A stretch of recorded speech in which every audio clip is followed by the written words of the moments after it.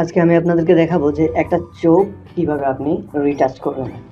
তো প্রথমে আমরা যে কোনো কাজ করার শুরুতে মেইন লেয়ারটাকে কপি করে নেব। তো আমি কপি করে নিলাম।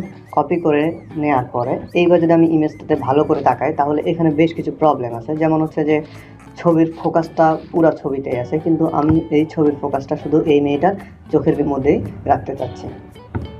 তো সেটা করার জন্য প্রথমে আমি আইয়ের বা চোখের রিটাচটা ভালোভাবে করতে হবে। এরপরে অন্যান্য অংশের ব্লার বা লাইট এগুলা লুমিনেন্সগুলো কমিয়ে দিতে হবে। তো সর্বপ্রথম যদি আমি এই মেয়েটার চোখের রিটাচ করতে চাই, সেটা করার জন্য সর্বপ্রথমে আমি একটা কার্ভ নেব। কার্ভ নিয়ে এটার ব্রাইটনেসটা ওকে এতটুকু দিলাম। দেওয়ার পরে এটাকে কন্ট্রোল আই প্রেস করে নেগেটিভ মাস্ক করে ফেললাম। এবার যদি আমি ব্রাশ টুল নিই, ব্রাশ টুল নিয়ে সাদা কালারটাকে উপরে আনলাম। উপরে এনে এখন আমি যেই লাইটের ডিরেকশনটা বুঝতে হবে যে লাইটটা কোন দিক থেকে পড়তেছে, লাইটটা এই দিক থেকে আসতেছে, ঠিক আছে। তো আমি আমার যেই আকার অ্যাঙ্গেলটাও ঠিক এই দিক থেকে হবে। তো আমি প্রথমে শুরু করে দেই।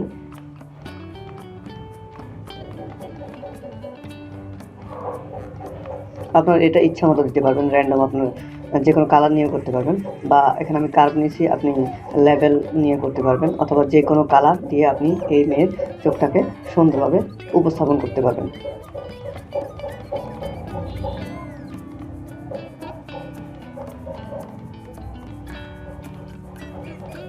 কিছু ডট দিয়ে দেই, একটু ভ্যারিয়েশন আসবে। সো আমি এবার কন্ট্রোল 0 করে আগের অবস্থানে আসলাম। এখন আপনি দেখেন যে আমি কী করেছি, যে আইয়ের মাঝে যে একটা ভ্যারিয়েশন, সেই ভ্যারিয়েশনটা কীভাবে আসবে। তো আমি এখন যদি এটাকে অন করি তাহলে আপনি অবশ্যই দেখতে পাচ্ছেন যে চোখের কী পরিবর্তনটা হচ্ছে। আমি আরেকটু বড় করে দেখাই আপনাকে, আপনি কিছুটা বুঝতে পারছেন চোখের কী পরিবর্তনটা হচ্ছে। এখন আমি এই কাজটা লেভেল না নিয়ে আমি কার্ভ নিলাম, কার্ভ না নিয়ে আমি লেভেল নিয়ে করতে পারি, বা অন্য যে কোনো কালার নিয়েও করতে পারি। তো এখন আমি দেখাবো যে আপনি কীভাবে কালার নিয়ে করবেন। ধরুন আমি এই আপুটার চুলের শাড়ির কালারটাই আমি এখানে দিব। সো আমি আইড্রপার ব্রাশ ক্লিক করে ব্রাশ টুল নিয়ে আমি প্রথমে অল্টার প্রেস করে লেফট বাটন ক্লিক করলে এই শাড়ির কালারটা এখানে পেয়ে যাবে। আমার লাইটটা এদিক থেকে আসছে, সো আমি এদিক থেকে শুরু করলাম। কালারটা খুব সুন্দর দেখাচ্ছে, এটা আপনি ছোটো করলে বুঝতে পারবেন। সো এগুলো আপনি এই যে ডটগুলো বা আঁকাগুলো আপনি লাইট অনুসারে আঁকতে থাকবেন। লাইট অনুসারে আঁকলে আপনার কাছে আর এই জিনিসটা অড দেখাবে না, বা আপনার যে ছবি বা যার ছবি এডিট করছেন তার কাছেও খুব বেশি বিরক্ত লাগবে না, এবং এটা বিষয়টা অনেক রিয়েলিস্টিক মনে হবে। তো আমরা যারা ফটোশপে ফটো কাজ করি বা ডিজাইনের কাজ করি, সবসময় ক্লায়েন্টের বিষয়টা মাথায় রাখতে হয়। যেমন ক্লায়েন্ট আমার কাজটাকে রিয়েল মনে করছে কিনা, আমার কাজে ফেক মনে হচ্ছে কিনা, আর যদি ফেকও মনে হয় কতটুকু ফেক মনে হচ্ছে। যে কেউ কি বুঝবে, যে কেউ খালি চোখে বুঝতে পারবে কিনা যে আমার কাজটা ফেক বা এটা দেখতে খারাপ লাগছে। সো এখানে আমি একটু ভ্যারিয়েশন করে দিলাম, এখানে একটু দিলাম, ইচ্ছা মতো আপনার যত ইচ্ছা আপনি দিতে পারবেন, তবে খুব বেশি দিবেন না, কারণ খুব বেশি দিলে এটা নষ্ট হয়ে যাবে। সো আমি এটা একটু ছোটো করে দেখি। এবার দেখুন আপুর শাড়ির কালারের চোখটাই যখন দিলাম খুব সুন্দর লাগছে। আমি আরেকটু বড়ো করে দিই, কন্ট্রোল 0 দিয়ে ফুল স্ক্রিন মোডে আনলাম, আমি আরেকটু বড়ো করলাম, বড়ো করে এখন আপনি দেখুন কত সুন্দর লাগছে। সো ধরুন আমার আই টেস্টটা এক প্রকার হয়ে গেল। আপনি এখান থেকে ধরুন আমি এই যে কালারটা দিচ্ছি, অথবা আপনি এই আপুর ইসের চুরি কালারটা দিতে পারবেন। অল্টার প্রেস করে এই কালারটা নিলেন, একটু লাইট কম হয়ে যায়, এই কালারটা নিলেন, অথবা ইচ্ছা মতো যে কোনো একটা কালার লাইট কালার নিলেন। লাইট কালার নিয়ে আপনি এখানে আগের মতো ব্রাশ নিয়ে ব্রাশ করা শুরু করবেন। সো এগুলো ইচ্ছা মতো দিলেন। তবে আপনারা ফটোশপে যদি কাজ করেন সবসময় চেষ্টা করবেন যে নিজের মতো করতে, কারণ ফটোশপে নিজের মতো করলে কোনো সমস্যা নেই। আপনি করতে করতে দেখবেন নতুন একটা ডিজাইন বের হয়ে যাচ্ছে। কারণ আপনি যে কোনো কাজ করলেন, কাজ করার পর একটা ডিজাইন আইডিয়া মাথায় নিয়ে কাজ করতেছেন, কিন্তু এই জিনিসটা সুন্দর লাগতেছে না। কিন্তু এটা করতে করতে বা বিভিন্ন ইফেক্ট দিতে দিতে একটা সময় এই জিনিসগুলো খুব সুন্দর লাগবে। আমি ছোটো করলাম, ছোটো করে এইবার যদি আমি এটাকে অফ অন করি একটু বিটগুটে মনে হচ্ছে। সো আপনি অন্য কালার দিয়েও ট্রাই করতে পারবেন। সো আমি এই জিনিসটাকে ডিলিট করে দিলাম, ডিলিট করে দিয়ে আগের কালারটাই দিয়ে দিলাম। এখন আমি এই ইমেজটা আমি একটা সবগুলো সিলেক্ট করলাম, সিলেক্ট করে control alter shift E press করে নতুন একটা লেয়ার ক্রিয়েট করলাম। ক্রিয়েট করার পরে এখন আমি এই মেয়ের আইব্রো এবং চোখের উপরের যে চুলের অংশ এগুলোকে একটু কাজ করবো। তো সেটা করার জন্য আমি একটা কার্ভ নিলাম, লেবেলও নিতে পারবেন, কোনো সমস্যা নেই। আমি একটু কার্ভ নিলাম, সামান্য একটু কার্ভ নিলাম, আর একটু নেই কার্ভ নিলাম। কার্ভ নিয়ে কন্ট্রোল আই প্রেস করে নেগেটিভ মাস্ক করে ফেলবো। এখন আমি ব্রাশ নেব, ব্রাশ নিয়ে সো ফ্লোরটাকে আমি 8 বা 6 to 8 আপনি নিতে পারেন, আমি 7 নিলাম, নিয়ে একটু বড় করলাম, একটু বড় করে এখন আমি একটু পেইন্ট করা শুরু করব। অবশ্যই মনে রাখবেন নেগেটিভ মাস্কিংয়ের সময় আপনার সাদা উপরে সাদা ব্যাকগ্রাউন্ডটা রাখতে হবে, ফরগ্রাউন্ড কালারটা সাদা রাখতে হবে এখানে। সো এখন আমি একটু পেইন্ট করা শুরু করলাম, একটু করে পেইন্ট করবো, খুব বেশি করবেন না কারণ এটা রিয়েলের একটা ব্যাপার আছে এখানে। এখানে একটু দিলাম, এখানে দিলাম, তারপরে এখানে যেটা বড় আমি এটা একটু ব্রাশটা একটু বড় করে নিই। তো আর একটু এখানে একটু দিলাম, এখানে একটু দিলাম। এবার আমি এই আইব্রোটাকে ঠিক করি, একটু ছোটো করলাম, আর একটু ছোটো করে একটু করলাম, করার পর আমি আইব্রোটাকে একটু সমান্তরালে ব্রাশ করে দিলাম। এবার আমি এই চোখটাকে একটু ঠিক করি, এখানে একটু দিলাম, নিচে একটু দেই, তারপর ব্রাশটাকে একটু বড় করে উপরের সাইডে একটু দিলাম, তো ছোটো করে একটু ছোটো করে দিলাম। এইবার যদি আপনি দেখেন আপনার ডিরেকশনটা দেখেন, চোখের পুরো ডিরেকশনটা চেঞ্জ হয়ে গেছে। এখন আপনার যে এই ছবিটা দেখলে সর্বপ্রথম আপনি হাত এগুলো আর আপনি চোখের দিকে নজর করবেন, কারণ আপনার চোখটা এখন খুব বেশি সুন্দর দেখাচ্ছে। চোখের যে ডিফারেন্সটা প্রথম ছবি এবং বর্তমানে এডিট করার পর যে ছবির ডিফারেন্স সেটা আপনি অবশ্যই বুঝতে পারছেন। সো এখন আমি আবার আরেকটা নতুন লেয়ার নিব, নতুন লেয়ার নিয়ে কন্ট্রোলটা শিফট ই দিবি।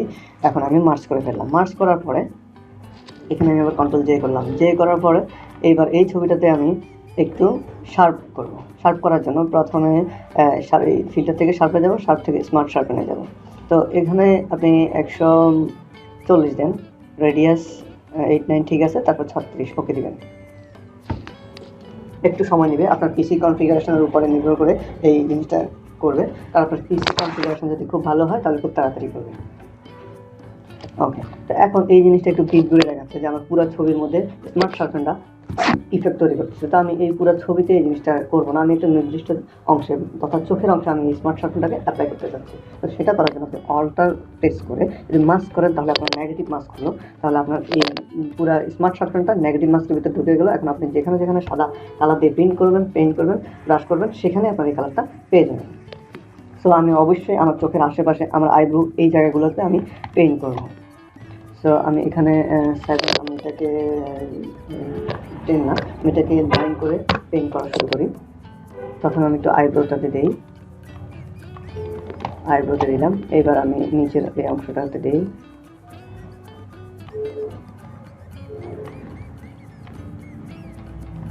নিচের এই অংশগুলো একটু করে হালকা করে দিয়ে দিবেন। এরপর আমি উপরের অংশটা দিলাম, উপরের অংশটা একটু ছোট করে এই অংশটা দিয়ে দিলাম, একটু সুন্দর দেখাবে। সো এবার চোখের উপরে যে অংশটা পাতাটা এখানে একটু দেব। আচ্ছা, নাও এই চোখের পার্থক্যটা আপনি দেখতে সেটা বুঝতে পারেন। আপনার স্ক্রিনে আমার যে ভিডিও এডিট বা রেকর্ড করছে সেই দেখাতে পারছি কিনা জানি না, তবে আমি খালি চোখে দেখছি বেশ কিছু ডিফারেন্স এখানে আসছে। সো এবার আমি একটু ব্রাশটা একটু ছোটো করলাম, ছোটো করে এটাকে পুরোটাকে দিয়ে দিলাম। দিয়ে দেওয়ার পরে এখানে আমি আবার ব্রাশ শুরু করলাম, একটু বড় করে এই অংশটুকুকে আমি ব্রাশ করে একটু ছোটো করলাম, ছোটো করে এই জায়গাটা একটু ব্রাশ করলাম। করার পরে এখন আমি যদি এই অংশে একটু ব্রাশ করি, এই জায়গাটা খুব সুন্দর করছে, যেই মেকআপ করছে বা যে আপুর ছবিটা চোখগুলো খুব সুন্দর। সো এইখানে আমি একটু দিলাম।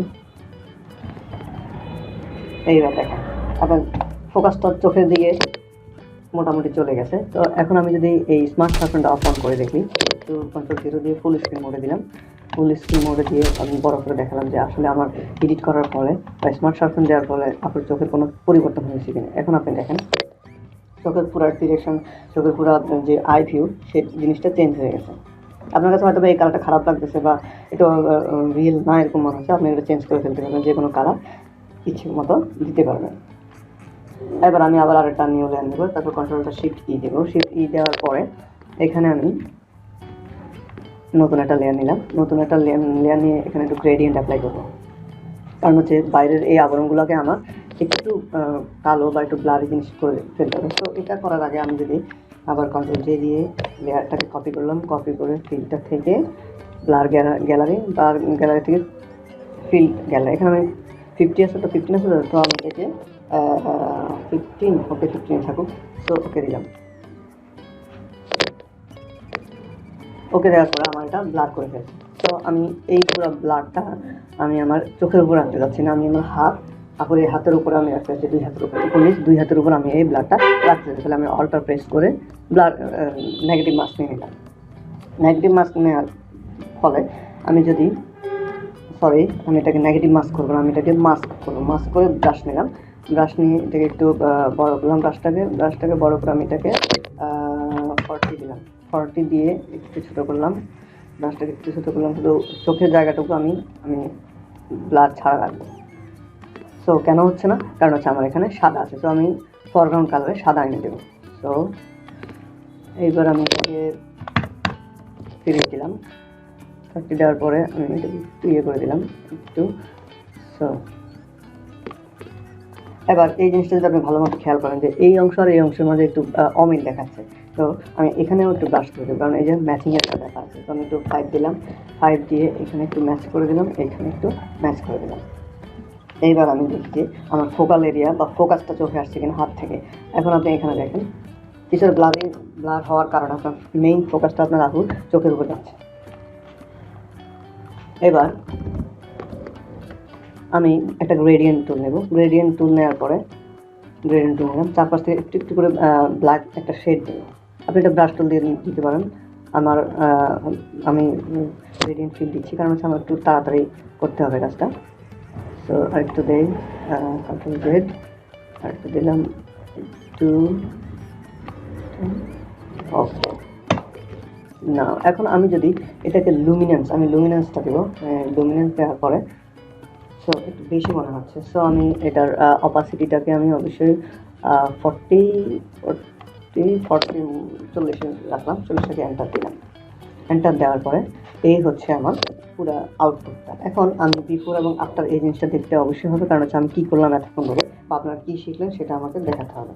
তো এটা হচ্ছে আমার আউটপুট। সো আপনি কন্ট্রোল 0 দিয়ে ফুল স্ক্রিন মোড আনলাম, ফুল স্ক্রিন মোড আনার পরে এখন দেখেন ছবির ডিরেকশনটা কী পরিমাণ চেঞ্জ হয়েছে। নাও আমি এখানে না, তো আমি এখানে আনলাম, এখানে এনে একটু ছোটো করলাম, করে এখন যদি আমি দেই ছবির ডিরেকশনটা দেখেন, আপনার মেইন ফোকাসটা আপনার চোখে যাচ্ছে, মেইন ফোকাসটা চোখে যাবে, আর যে হ্যান্ড বা হাতের এই জায়গাগুলো আপনার ফোকাসটা যাচ্ছে না, কারণ আমি চোখটাকে বেশি করে হাইলাইট করছি।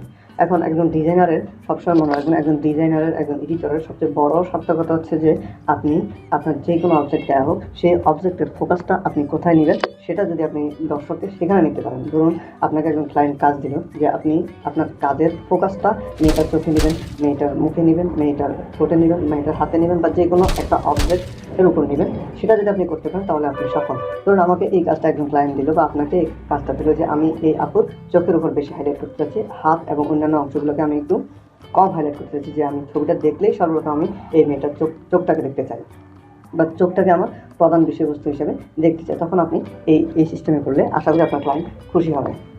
আমি আবার একটু দেখাই যে বিফোর এন্ড আফটার। দেখুন এই ছবিটা মানে একটা ফ্ল্যাট ছবি। এখন আমি এটা করলাম, দেখুন কত সুন্দর একটা যে রিটাচ করলাম, খুব সুন্দর হয়েছে। আশা করি আমার কাছে ভালো লাগছে, আপনাদের কাছে কেমন লাগছে জানি না। তবে যদি ভালো নাও লেগে থাকে, আপনারা বিভিন্ন কালার দিয়ে, বিভিন্ন শেড, ব্লার এগুলো দিয়ে চেষ্টা করবেন, আরও সুন্দর সুন্দর নতুন ডিজাইন তৈরি করতে পারবেন। যদি আমার এই চ্যানেল ভালো লেগে থাকে তাহলে সাবস্ক্রাইব করেন, আর যদি নাও ভালো লাগে থাকে তাহলে কেন ভালো লাগে না কমেন্টে জানান। খোদা হাফেজ, ভালো থাকে।